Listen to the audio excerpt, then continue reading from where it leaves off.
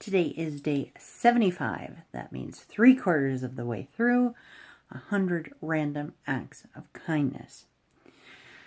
I am excited to share this one today. I got a text from this person this morning, and it made me realize that I never shared part of this story.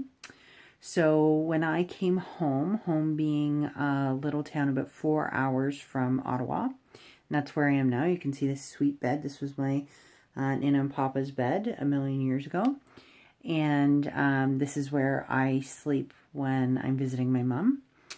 And so this will be my last day because I'm heading home today and I get to see my amazing husband. I'm excited about that. So when I was home, I don't know, a few months ago, like in the last 6 months, I decided that I was going to plan my funeral. And that when you see the look on people's face when you say that, and it's of fear and sadness and despair sometimes. And I found it kind of to be an empowering experience. Not everybody's going to feel that way. It's crappy that I have to do it, but kicking my feet and pouting and crossing my hands and not doing these things doesn't fix anything. And it's not going to help me extend my life. It's just going to make it harder for people once I die, and people go, well, do you know what she wanted? No. Do you know what she wanted? No. So why don't I go do it myself? I'm really flexible. I've told the people who are going to be part of the planning process, if there's anything in there that you don't like, this is about you. This is not about me. I'm not going to be at my funeral. So if there's something that they want, then add it or take it away or change it. I'm just doing it so that if a decision needs to be made and they don't care, I'll make the decision. But I've been part of the planning process before, and I've had that feeling of, oh, what would he like? Would he like this? I'm not sure. And it's not a good feeling. So I just went and did it, and I took a video before I went in from the parking lot, and then I took a video after I came out, and no part of me, I wasn't emotional. And again, I think too, I've been dealing with cancer for almost 8 years. I've been terminal almost 3 years. The shock and awe has kind of worn off. It's still insane every time I wake up, every morning I wake up and think, oh yeah, you have terminal cancer.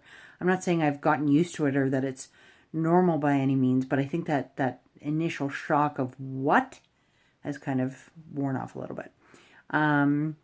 So I went and planned my funeral, and then looking at places for a reception. My family, my husband, seem to think that it's going to be a decent size, and I'd like to say it has nothing to do with me.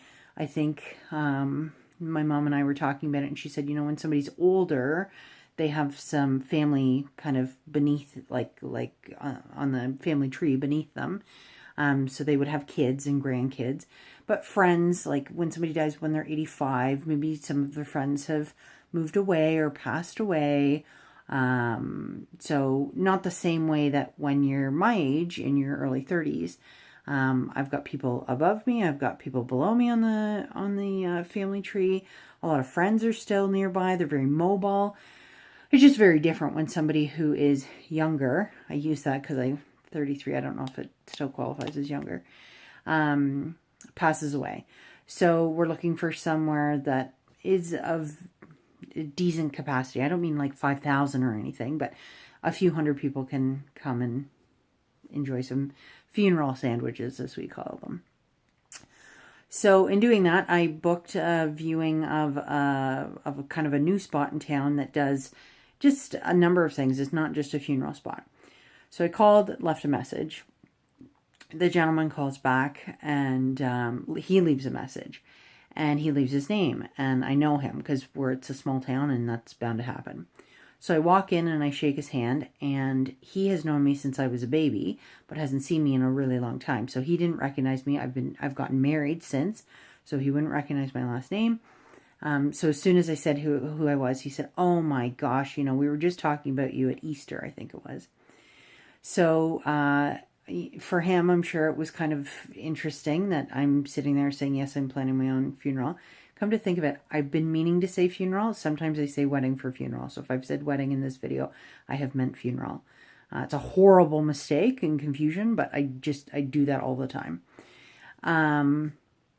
So anyway, at the end of it, I asked about his son, and I said, if you're talking to him, like, this doesn't have to be confidential. Tell him everything that we talked about today, if you're going to tell him about it.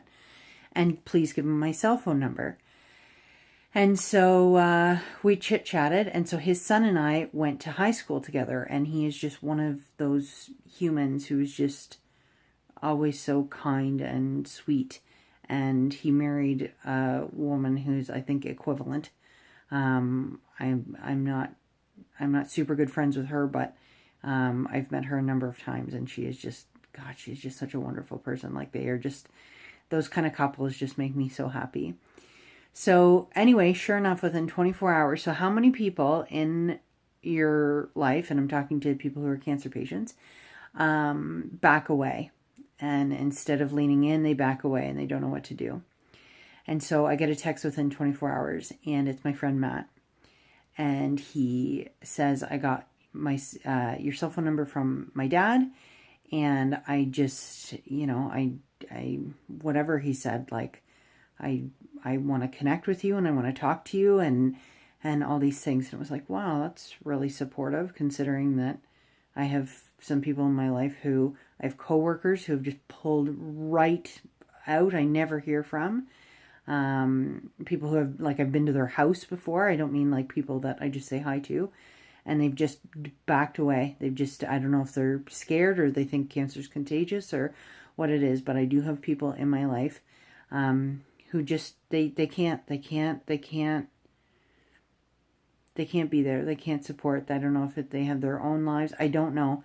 I try to, I don't know what I would do. It's not even a matter of, it's frustrating on my part, but I'm not going to sit here and blame anybody. I don't know what I would do. So anyway, it's just interesting when somebody takes the opposite approach and just gets right in there. Like, okay, I know now that you're planning your funeral, and he just totally threw himself in. So we talked back and forth. I had an exceptionally long day. I was exhausted. And so I think it was the next day, and he said, I want to hear your voice. I want to talk with you. No, I don't know if he said, I want to hear your voice, but he said, I want to talk with you on the phone. When's a good time to call? And I texted him back, and I said, I just can't, Matt. I'm so sorry. I said, I want to hear your voice. But I said, I just can't do it. I'm so tired. I can't, like, the thought of having a conversation and moving my jaw, like, I'm just exhausted. And he said, okay. And this is a random act of kindness, and I might start crying. Because this just kind of caught me off guard, I guess. He said, okay, this is what's going to happen. You want to hear my voice, and you can't talk.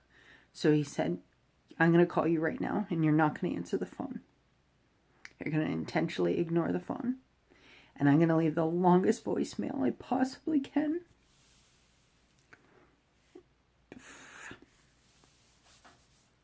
So that you can hear my voice whenever you want. He said, I don't know what I'm going to say, but I'm just going to talk. So I thought, oh my gosh, that's so sweet. So that's what happened. I ignored the call. He called. I couldn't listen to the voicemail. I was really exhausted, and I wanted to enjoy the I didn't want it to be something that, okay, now I have to listen to the message. I wanted it to be something, now I get to listen to the message. So I saved it for,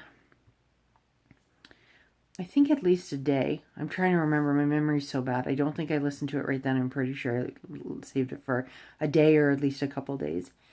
And I listened to it, and it was just beautiful. And he just spoke, and he just lifted my spirits. And then he read me a passage from one of his favorite books.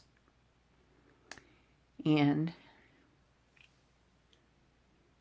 it was just really beautiful. And I just kind of wonder sometimes, how can Matt, somebody who I haven't spoken to in a few years, know what to do without having any training, without living with me like Keith does, without being part of my family, without knowing every update? How can he just know what to do?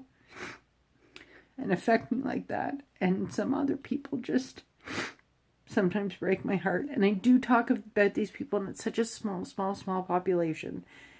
It's just that sometimes those,